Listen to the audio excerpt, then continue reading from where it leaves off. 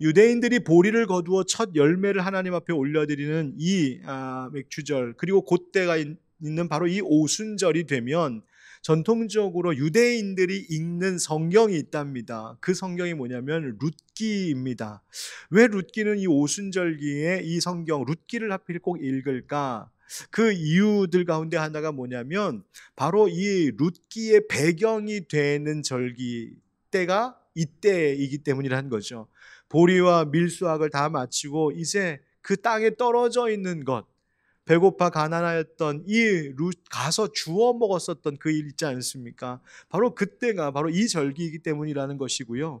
또 하나는 이방 출신 모압 여인인 룻이 보아스에게 선택을 받아 죽을 뻔했다가 살아나는 그 구원을 얻은 것처럼 하나님께서 모세를 통하여 율법을 주시고 이스라엘 백성들을 택하여 주신 이 선민 되게 하신 그 택하심의 은혜에 감사하기 때문에 바로 이때에 이 룻기를 읽는다고도 이야기합니다. 그런데 정작 유대인들이 룻기를 읽으면서도 예수님을 메시아 그리스도로 모르고 또 그렇게 여기지 않는 탓에 룻기를 통하여서 하나님께서 정말 말씀해 주고자 하시는 것을 미처 알지 못하는 한계가 있습니다. 그게 뭐냐? 바로 룻과 보아스 사이에서 태어나게 하신 그 자손의 계보에서 태어나게 하신 예수 그리스도, 그 메시아, 그 구원의 일을 하나님이 이 가정을 통하여서 준비하고 계셨다라고 하는 사실입니다. 여러분, 맥주절 초실절의 첫 열매와 같이 주님이 우리의 부활의 첫 열매가 되신 줄 믿습니다. 오순절 주님께서 우리에게 성령 부어주시겠다고 한 바로 그 일을 이루신 분이 예수님이시죠.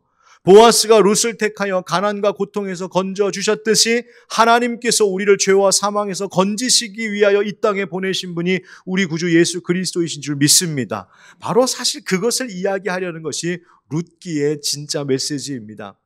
보통 룻기 그러면 룻, 그 시어머니 나오미를 정말 잘 따르고 잘 섬겼던 룻, 시어머니 잘 섬긴 그 효부 이야기로만 기억하는 경우가 흔한 것 같기도 합니다. 그래서 어버이 주일의 대표적인 설교 본문이 이 룻기 1장 말씀이기도 하죠. 예, 간혹 듣자 하니까 며느리들이 잘 안 읽는 책이라고는 얘기도 들었어요. 그런데 여러분, 이 룻기는 사실 한 인간 룻의 그저 인간적인 효심, 인간적인 효성에 대하여서 말하려고 하는 것 그 이상의 말씀이 바로 이 룻기의 말씀입니다. 무슨 말씀이냐? 앞서 말씀드린 것처럼 예수 그리스도를 통하여 하나님께서 완성하려고 하시는 그 구속의 역사, 하나님의 섭리와 계획과 그 놀라운 사랑의 일들을 말하려고 하는 것이 룻기입니다. 이 점을 염두하고 룻기를 읽어야 참 메시지를 깨달아 알 수 있습니다. 자, 여러분, 룻기라고 하는 책 앞에 성경 어떤 책이 있습니까? 예, 사사기가 있습니다. 사사기가 무슨 책인가요? 사사시대, 그러니까 이스라엘의 왕이 있기 전에 하나님은 그러니까 저지이죠. 재판장들입니다. 그 사사들을 세워서 이스라엘 백성을 다스리게 하셨죠. 그리고 사사시대가 끝난, 그러니까 기드온, 삼손, 드보라와 같은 그런 사사들을 통하여서 역사하셨던 시대가 끝나고 하나님이 이스라엘 백성들에게 왕을 허락하시는데 그 첫째 왕이 사울이었고 그 다음 다윗이었고 바로 그 역사죠. 그래서 이 하나님께서 비로소 왕정시대, 왕을 통하여서 이스라엘을 다스리시는 그 역사가 시작되는데 그 역사 이야기가 담긴 책이 뭐냐? 바로 룻기 다음에 나오는 사무엘상, 사무엘하 이야기입니다. 자, 그러면 이 연대기적으로 보면, 시간의 순서대로 생각해 보면 사사기, 즉 사사시대 이야기를 다루고 있는 사사기, 그리고 나서 바로 이어서 사무엘상, 이렇게 해야지 이야기가 됩니다. 그렇죠? 그런데 하나님께서 마치 그 둘 사이를 비집고 넣듯이 룻기라고 하는 4장짜리의 짧은 성경 이야기를 그 속에다가 콕 집어넣으셨습니다. 왜 그럴까? 바로 이것이 하나님께서 이스라엘과 온 열방 가운데 펼치시는 하나님 구속 역사의 흐름을 이어가는 매우 중요한 연결고리, 매우 중요한 다리 역할을 하고 있는 이 룻이라고 하는 한 여인, 그 가정의 이야기를 우리에게 깨닫게 하시기 위함이었습니다.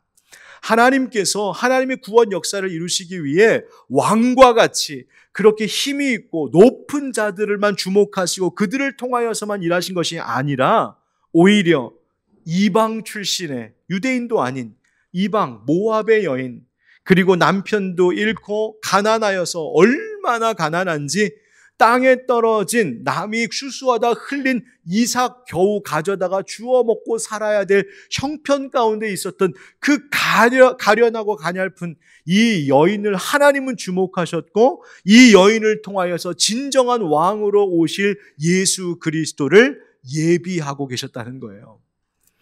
여러분, 그래서 이 룻기가, 그리고 나오미와의 이 이야기가 우리의 삶 가운데 특별히 구속 역사를 이해하는 데 매우 중요한 다리 역할을 할 뿐만 아니라, 동시에 이 룻이 그리고 나오미가 겪었던 이 인생의 시련 속에서 우리가 과연 무엇을 바라보며 살아가야 될지를 깨닫게 하시는 말씀이에요. 우리는 룻기의 결론을 알고 있습니다. 그래서 룻이 보아스와 결혼하고 그 사이에서 태어난 자손들 가운데에 예수님이 오셨대. 여러분, 그것이 바로 하나님의 큰 그림, 빅픽처였단 말입니다. 따라서 우리가 시련과 인생의 고난 가운데 있을 때에 우리의 시선이 항상 가 있어야 할 곳은 지금 당장의 어려움이 아닌 하나님께서 내 삶 가운데 그려주고 계시는 그 큰 그림, 지금은 보이지 않고 지금은 다 가늠할 수 없는 큰 그림이지만 하나님께서 분명히 나를 위하여 예비하고 계셨을 그 큰 그림이 있음을 믿고 하나님이 원하시는 그 길을 끝까지 가는 자들, 바로 그들에게 하나님께서 복 주시고 은혜 주시는 줄 믿습니다. 바로 그것 이야기하려고 하는 것이 룻기입니다. 여러분, 한 해의 끝을 마무리하고 새로운 날들을 준비해야 되는 이 시절에 우리 이 룻기 말씀을 통하여 주신 하나님의 말씀을 듣고 처음 시작도, 가는 여정도, 마지막 끝까지 오직 주님만 따르는 하나님의 큰 그림을 볼 수 있는 믿음을 갖는 이 시간 은혜가 있기를 주의 이름으로 축복합니다. 한번 따라하실까요? 시련은 어디서 오는 것일까요? 시련은 어디서 오는 것일까요? 룻기의 첫 시작이 이렇습니다. 우리 1절 말씀을 같이 읽어보실까요? 시작. 사사들이 치리하던 때에 그 땅에 흉년이 든지라 유다 베들레헴의 한 사람이 그의 아내와 두 아들을 데리고 모압 지방에 가서 거류하였는데, 아멘. 룻기는 지금 성경이 이야기하죠. 사사들이 치리하던 때에, 그러니까 사사들이 이스라엘 백성들을 다스리던 사사시대였다는 거예요. 이 사사시대는 어떤 시대였습니까? 영적으로는 혼탁한 어둠의 때였습니다. 왜? 이스라엘 백성들이 하나님이 허락하신 가나안 땅에서 사는 동안에 잘 하나님 은혜 주셔서 복 주셔서 잘 살게 되었는데, 이들이 하나님을 떠나 등을 돌리고 범죄하죠. 불순종하죠. 우상숭배하죠. 하나님 참고 참으시다가 이들을 돌이키시기 위하여 어떤 방법을 쓰시냐면 심판하시는데 이방 족속을 들어서 그들을 치게 하십니다. 미디안 족속과 같은 그들입니다. 그래서 미디안 족속과 같은 자들을 일으키셔서 하나님께서 이 이스라엘을 치게 하시면 그 압제 속에서 고통당하는 백성들이 그제서야 하나님, 우리가 잘못했습니다, 용서해 주십시오, 구원해 주십시오 부르짖습니다. 그러면 하나님은 또 자비롭고 은혜로우시고 인자하셔서 그것을 들으시고 구원하시는데, 그때 비로소 사사를 하나 세워 그 사사를 통하여서 그 이방 족속 적들을 물리치시고 백성들을 구원하십니다. 그 구원받은 백성들이 처음에는 감사합니다 했겠으나 조금 있으면 또 살만하니까 또다시 엉뚱한 짓 하고 한눈 팝니다. 하나님 앞에 범죄하고 불순종합니다. 자기 멋대로 삽니다. 그러면 다시 또 이방 족속을 들어 하나님 심판하시고 또 부르짖고 구원하시고, 이러한 일이 계속 반복되는 역사. 듣다 보니까 누구 얘기하는 것 같죠? 네. 계속 그 반복되는 역사 이야기가 바로 이 사사시대, 사사기의 이야기입니다. 그래서 이 사사기에서 룻기로 딱 넘어오기 전 그 사사기의 마지막 장 마지막 절에 이 시대를 이렇게 설명하고 있습니다. 우리 사사기 21장 25절 한번 같이 읽어보실까요? 시작. 그때에 이스라엘에 왕이 없으므로 사람이 각기 자기의 소견에 옳은 대로 행하였더라. 아멘. 그러니까 사람들이 하나님께 묻고 하나님의 뜻에 따라서 산 것이 아니라 그냥 내 생각에 옳고 내 견해에 이게 맞다 여겨지고 내 기분과 내 감정에 따라 자기 마음대로 자기 멋대로 살았다는 이야기입니다. 또 자기 욕심 위하여 살고 그저 인간적인 유익만을 위해서 살던 그 시대, 그래서 자기 소견, 하나님의 생각, 하나님의 뜻과 계획은 없이 그저 인간 자기의 소견대로 마음대로 살았던, 영적으로 무질서하고 혼란스럽던 때가 바로 이때였노라고 증언하고 있는 겁니다. 여러분, 이 룻기를 시작하는 이 대목에서 이 말씀이 우리에게 주는 중요한 교훈이 있습니다.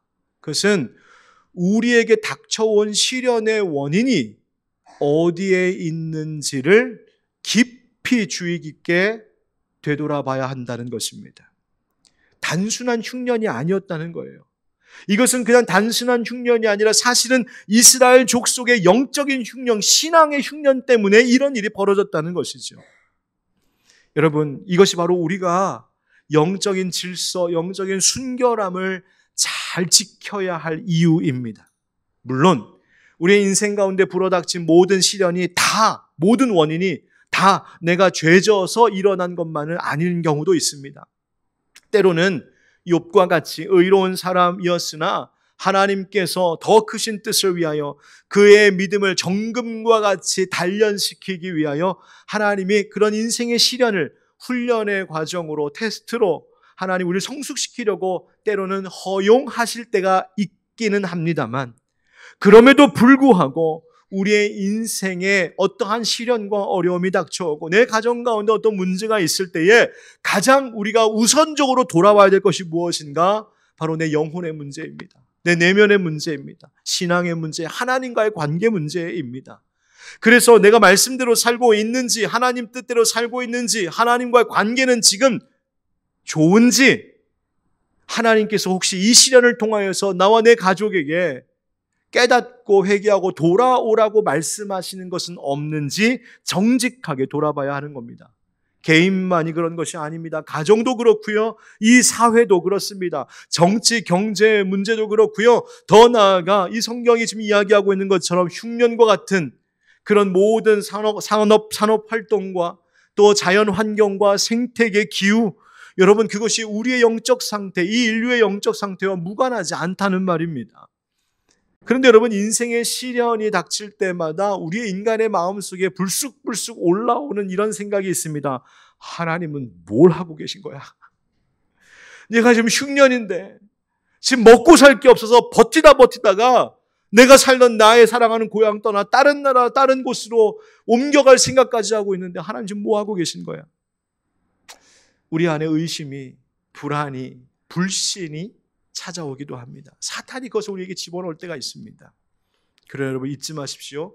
한번 따라하겠습니다. 시련 속에도 하나님은 계십니다. 시련 속에도 하나님은 계십니다. 여러분, 인생의 시련이 막 밀려오면 어떤 일이 벌어지는가? 근심과 염려가 쌓여서 하나님이 주시는 모든 평안과 기쁨, 소망을 다 잃어버리게 만듭니다. 시련을 이길 방법이 무엇인가 주변을 살피느라 바쁘게 인생을 굴립니다. 그러다가 정작 하나님 붙잡고 있던 손 놓쳐버리게 만들기도 합니다. 시련을 이길 사람의 방법만 강구하다가 오히려 하나님에게서 등을 돌리는 일이 벌어집니다. 오히려 불평과 원망하게 되고 좌절하고 낙심하고 포기하게 만듭니다. 사단이 우리의 마음 가운데, 우리의 삶 가운데 그렇게 역사합니다. 자, 이러한 시련의 시작을 겪게 된 이 나오미의 가정에 그런데 한 가지 소식이 들려옵니다. 어떤 이야기가 들려오냐면 6절 말씀 보십시오. 우리 6절 같이 읽어볼까요? 시작. 그 여인이 모압 지방에서 여호와께서 자기 백성을 돌보시사 그들에게 양식을 주셨다 함을 듣고 이에 두 며느리와 함께 일어나 모압 지방에서 돌아오려 하여. 아멘. 소식이 들려왔습니다. 나오미에게. 당신이 떠나온 그 유다 땅에 당신이 믿는 여호와 하나님께서 은혜를 베풀어 주셔서, 긍휼을 베풀어 주셔서 이제 양식을 주셨다는 소식이 있네. 그 소식을 듣고 다시 돌아갈 마음을 결단했다는 거예요. 여러분, 하나님은 시련 가운데서 절대로 그 백성을 버리지 않으시는 분이신 줄 믿습니다. 하나님 반드시 돌보시고 인자하셔서 베푸시는 하나님이심을 믿습니다. 여러분, 잊지 마셔야 돼요. 우리의 먹고 사는 문제, 우리의 가정과 우리의 일터와 우리의 자녀들, 이 나라와 이 사회 모든 일들이 다, 심지어 앞서 말씀드린 이 자연 환경과 이 생태계 기후마저도 다 하나님께서 다스리시는 것임을 믿으시기 바랍니다. 주시는 분도 하나님이시오, 거두시는 분도 하나님이십니다. 허무시는 분도 하나님이시오, 다시 세우실 분도 하나님이신 줄 믿습니다. 시편 104편의 시인이 이렇게 노래합니다. 그가 그의 누각에서부터 산에 물을 부어주시니 주께서 하시는 일의 결실이 땅을 만족시켜 주는도다. 그가 가축을 위한 풀과 사람을 위한 채소를 자라게 하시며 땅에서 먹을 것이 나게 하셔서 사람의 마음을 기쁘게 하는 포도주와 사람의 얼굴을 윤택하게 하는 기름과 사람의 마음을 힘있게 하는 양식을 주셨도다. 할렐루야. 아멘. 누가 주셨다고요? 하나님께서, 그분이, 주께서 주셨다.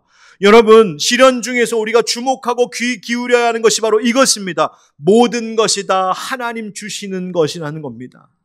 여러분, 나오미가 유대 땅에서 하나님께서 양식 주셨다라고 하는 소식을 듣고 발길을 돌렸듯이 우리는 하나님 은혜의 소식, 복된 소식이 있는 곳으로 인생의 발걸음을 날마다 돌리며 살아가야 됩니다. 하나님이 복 주시는 자리에 있어야 됩니다. 하나님의 은혜가 임하는 그 축에 껴야 된다는 말입니다. 하나님은 인생의 어떤 시련 속에서도 우리를 위하여 일하시는 분이시기 때문입니다. 여러분, 다른 사람들에게도 그 소식을 들려주십시오.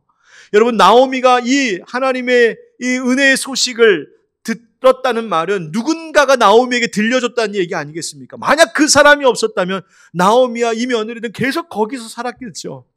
그런데 그 소식을 들려주는 사람이 있었어요. 여러분, 우리 주변에도 영적으로 방황하고 있는 이들이 있을 수 있습니다. 실제로 삶에 필요한 것이 없어서 궁핍한 가운데 있는 분들이 계실지 모릅니다. 인생의 여러 가지 문제로 다가오는 추운 겨울과 같은 삶의 문제 앞에서 떨고 있는 분들이 계실지 몰라요. 여러분, 그들에게 하나님이 은혜의 양식 주신다, 이 복된 소식을 전해주시기를 예수님의 이름으로 축복합니다. 자, 그렇게 나오미가 이제 모압 땅을 떠나서 유다 땅으로 다시 발걸음을 돌리는데 가면서 가만 생각해 보니까 따라오는 이 두 며느리한테 자기가 못할 짓 하고 있는 것 같아요. 그 홀로 남은 시어머니 모시라고 그 데려간다는 젊은 이 며느리들을. 그래서 되돌아보고 이야기합니다. 얘들아, 너희 친정으로 돌아가라. 친정으로 돌아가라. 너희가 나와 내 아들들에게 선대하였던 것처럼 하나님께서 너희를 선대하실 것을 내가 믿는다. 여기서 8절에 나오는 선대하다라고 하는 말이 바로 히브리어 헤세드입니다. 하나님의 인자하신 사랑, 한결같은 사랑, 변치 않는 사랑, 신실하신 하나님. 그 하나님을 나오미는 믿었어요. 그래서 가라고. 자, 이제 선택권이 며느리들에게 돌아왔습니다. 두 갈래의 길에서 그들은 선택해야 했습니다. 어디로 가야 할까? 여러분, 우리도 인생길 가운데 선택해야 될 때가 있습니다. 특별히 시련 가운데에, 어려움을 당할 때에, 인생의 혼란과 방황이 있을 때에 어디로 가야 될지 몰라서 선택에 망설이고 있을 때가 있습니다. 여러분, 그때 무엇이 우리의 삶의 기준이어야 할까? 사사시대와 같이 자기의 소견에 옳은 대로 가는 것이 아니라 하나님의 큰 그림을 볼 수 있기를 주의 이름으로 축복합니다. 하나님의 빅픽처를 보셔야 됩니다. 지금 당장은 보이지 않고 지금은 이해가 되지 않고 헤아릴 수 없으나 하나님은 선하신 분이시니, 하나님은 선대하시는 분이시니 하나님 따라가겠습니다. 바른 선택하는 우리가 되기를 축복합니다. 그래서 한번 따라 하실까요? 시련의 때일수록 하나님께 붙어 있어야 합니다. 시련의 때일수록 하나님께 붙어 있어야 합니다. 여러분, 이 나오미와 두 며느리가 주고받는 대화를 보면 몇 가지 참 귀한 교훈들도 얻게 됩니다. 하나는 그렇구나, 우리가 있어야 할 자리로 되돌아가야 하는구나 라고 하는 것입니다. 바로 그것이 첫 번째입니다. 나오미가 다시 유대 땅으로 돌아가도 우리가 돌아가야 될 자리가 있어요. 하나님이 허락하신 자리, 약속에 있는 자리, 말씀이 있는 자리, 은혜로 채우시는 그 자리, 구원의 감격과 감사가 있는 자리로 늘 되돌아와야 됩니다. 인생이 시련 가운데 있고 어떻게 해야 될지 몰라 정신없고 혼란스럽고 방황스러울 때 결국 우리는 제자리로 돌아와야 됩니다. 그 자리가 어딘가? 하나님 앞에 서는 겁니다. 주님 말씀 앞으로 돌아오는 것이죠. 여러분, 두 번째, 오늘 성경에 보면 이 나오미를 통하여서 하나님의 성품이 어떠한 것인지가 드러납니다. 하나님의 성품을 본받고 신뢰하는 것이 중요한데요. 나오미가 너희들 친정으로 돌아가라 하니까 이 며느리가 아유 잘됐다. 안 그래도 내가 언제 도망쳐 나오나, 언제 빠져나가나 계속 그러고 왔는데 아이고 어머니 우리 마음을 알아주셔갖고 하면서 옳다구나 하고 되돌아가지 않았어요. 아니 어머니 무슨 말씀을요? 저 어머니 따라가겠습니다. 여러분 8절 9절 10절 말씀에 10절 말씀 한번 같이 읽어보실까요? 시작. 나오미에게 이르되 아니니이다. 우리는 어머니와 함께 어머니의 백성에게로 돌아가겠나이다 하는지라. 아멘. 여러분 이 말이 무슨 말입니까? 나오미와 이 두 며느리의 관계가 어땠는지를 알 수 있는 거예요. 그러니까 이 며느리들은 바로 이 나오미 시어머니를 통하여서 그 어머니가 믿는 여호와 하나님이 어떤 분인지를 알았다는 거예요. 여러분 어떠신가요? 나를 통해 나의 가족들, 내 자녀들, 내 며느리, 내 사위가 나를 통하여 하나님을 보고 하나님을 경험하고 있습니까? 또 하나, 여러분 이기심을 버리고 이타적인 선택하는데 용기 내셔야 됩니다. 이 며느리와 나오미 서로를 위하고 있잖아요. 서로를 위하는 것. 자기의 유익과 자기의 편안함을 찾아가는 것이 아니라 서로가 하나님의 마음, 즉 내어주는 마음으로 서로를 위하고 있더라. 그런데 오늘 이 말씀 가운데 진짜 중요한 것은 마지막 바로 이 이야기입니다. 한번 따라하겠습니다. 하나님께 붙어 사는 것입니다. 하나님께 붙어 사는 것입니다. 예, 14절 말씀 한번 같이 읽어볼까요? 시작. 그들이 소리를 높여 다시 울더니 오르바는 그의 시어머니에게 입맞추되 룻은 그를 붙쫓았더라. 아멘. 여러분 룻은 즉 오르바는 어머니 울면서 되돌아갔어요. 그런데 룻은 나오미를 끝까지 붙쫓았답니다. 이 붙쫓다라고 하는 말이 요즘 잘 쓰지 않는 말인데요. 히브리어로 이 말이 동사가 나바크라고 하는 단어인데 뜻은 붙쫓다, 존경하거나 섬겨 따르다, 굳게 잡고 늘어지다. 그러니까 끈질기게 붙잡고 늘어졌다는 거예요. 안 떠났다는 거예요. 그럼 우리의 인생 시련 속에서도 바로 이 나바크의 신앙, 붙쫓는 신앙이 우리 가운데 있기를 주의 이름으로 축복합니다. 인생에 시련이 있습니다. 가정에도 시련이 닥쳐와서 정말 그 마음이 무너져 내리는 일들이 우리 가운데 너무나 많은 것을 압니다. 직장 생활하면서 시련이 와서 정말 어떻게 살아가야 될까 세상으로 자꾸만 기웃기웃하게 되는 일들도 많음을 압니다. 교회에서도 그렇습니다. 교회에서 함께 믿음 생활하면서도 사람들에게 상처받고 다른 성도에게 상처받고 심지어 목회자에게 상처받는 일들도 우리의 관계 가운데 있을 수 있습니다. 그러나 여러분 그럼에도 불구하고 하나님을 붙쫓는 다바크의 믿음만큼은 절대로 놓치지 않기를 주의 이름으로 축복합니다.